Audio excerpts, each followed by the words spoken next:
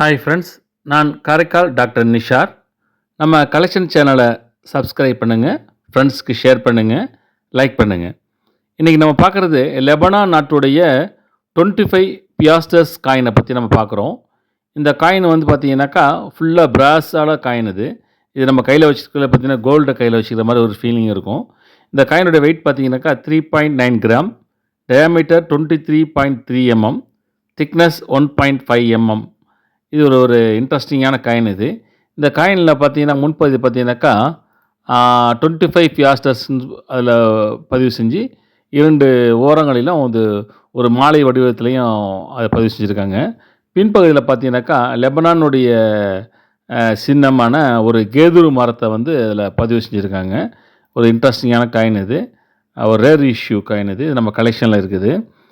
நீங்கள் கலெக்ஷன் பண்ணியிருக்கீங்கன்னா அதை கமெண்ட்ஸில் பதிவு பண்ணுங்கள், ஷேர் பண்ணுங்கள், லைக் பண்ணுங்கள்.